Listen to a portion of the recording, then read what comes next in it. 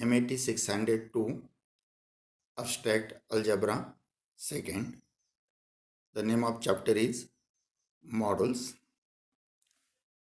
In last two lecture, we have seen the module, unital module,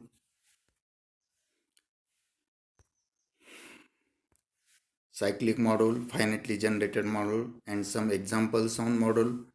And in last lecture, we have started the submodule. We know that m and 0 itself are submodules. These two submodules are called as improper submodules, and all other modules are called as a proper modules. Today we shall see homomorphism of modules.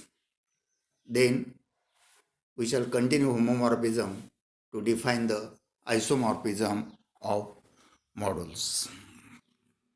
In group 3, we have seen what is a homomorphism of a module. In similar way, we shall define homomorphism of module similar to the definition of group, ring, and vector spaces. For that purpose, we have to consider two modules. Let M and N be two R modules. A mapping T from M into N is called a homomorphism or R homomorphism or module homomorphism if T of M1 plus M2 is equals to T of M1 plus T of M2, and T of R into M1 is equals to R into T of M1 for all small m1 and m2 belongs to module M and R belongs to the ring R. The definition is similar to the definition of module of vector homomorphism of vector spaces.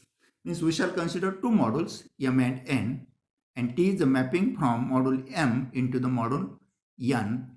This mapping T is called as a module homomorphism if T of M1 plus M2 is equals to T of M1 plus T of M2, T of R into M1 is equals to R into T of M1, where M1 and M2 are elements of the module M and R is an element of ring R.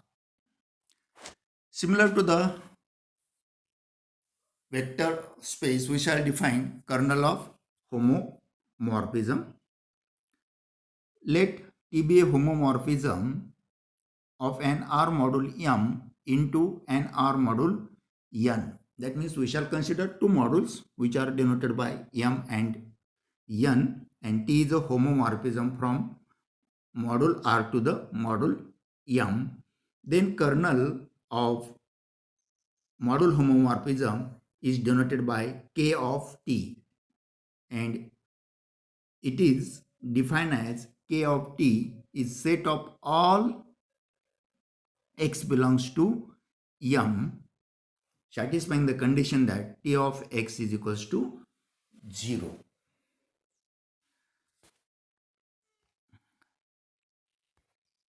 Then we shall see isomorphism. We know that a homomorphism which is 1-to-1 is called as a isomorphism. Means in this case also we have to consider two modules and one homomorphism from one module to the other module, and if the mapping is 1-to-1, then such homomorphism is called as an isomorphism. Here let M and N be two R modules. A mapping T of M into N is called an isomorphism if T is 1-to-1 mapping. Means for isomorphism, a mapping T must be homomorphism. Homomorphism means T, two conditions are there for homomorphism. T of m1 plus m2 is equals to T of m1 into T of m2, and T of Rmn, R into m is equals to R into T of m. Here,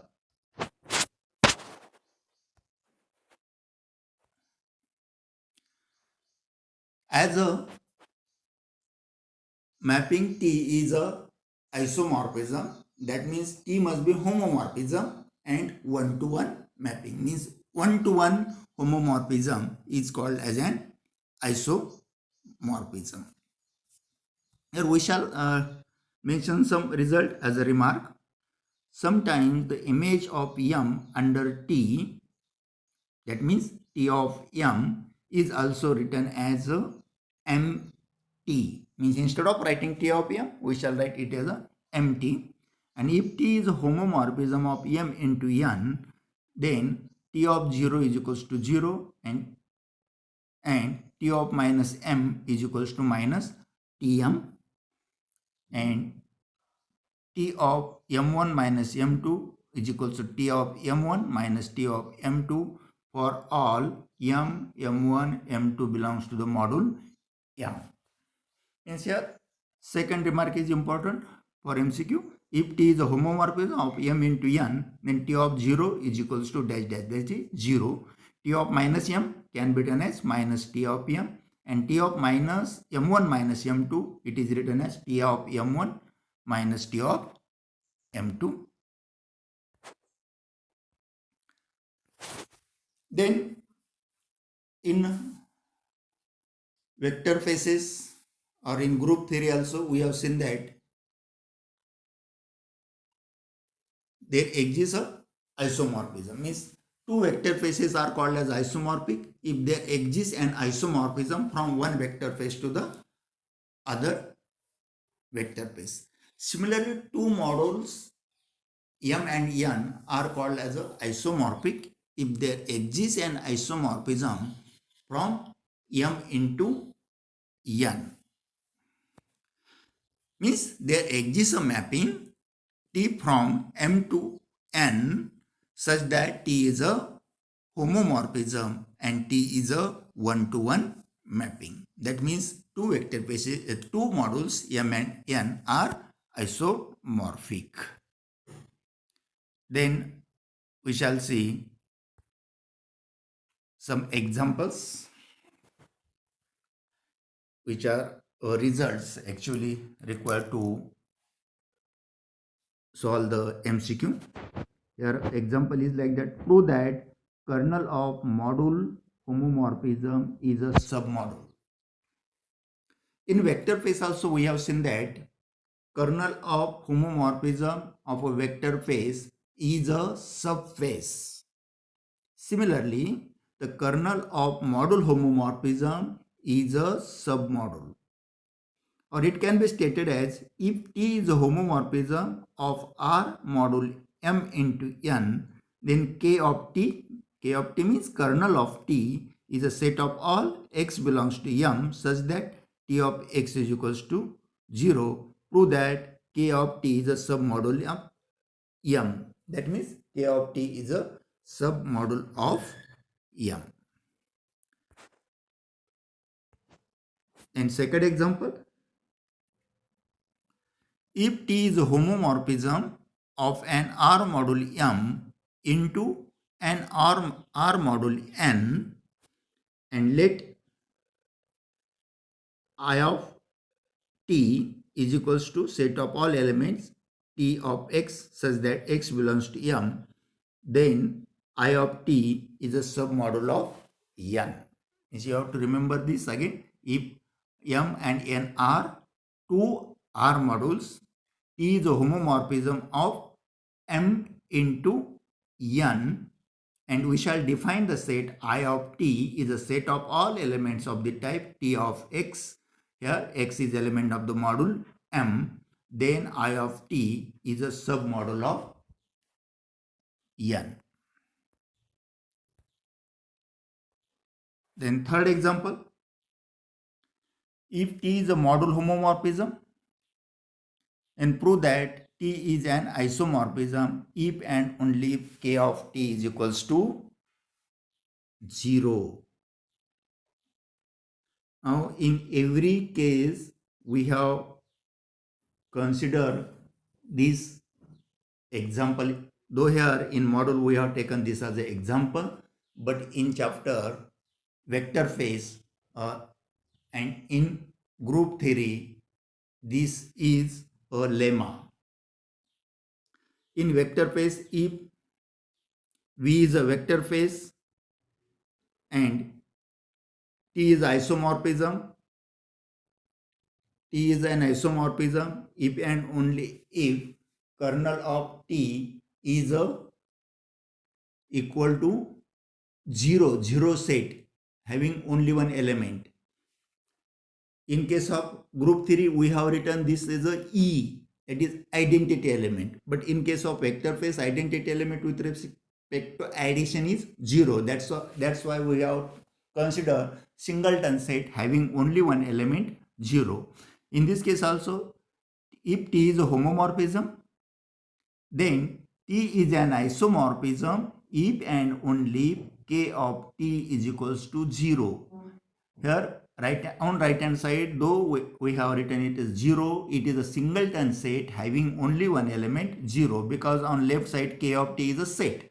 Therefore on right side it must be set. It is not only 0, it is a singleton set 0, means you have to write it in bracket. Means if T is isomorphism, then K of T must be equals to 0, or conversely if K of T is equals to 0, then T must be isomorphism. Then with this example we shall stop today's lecture. With this I am saying that our chapter module is completed, and module is a last chapter of our syllabus. With today's lecture we have completed our complete syllabus of abstract algebra second. If possible, in next two lecture I will explain the MCQ which are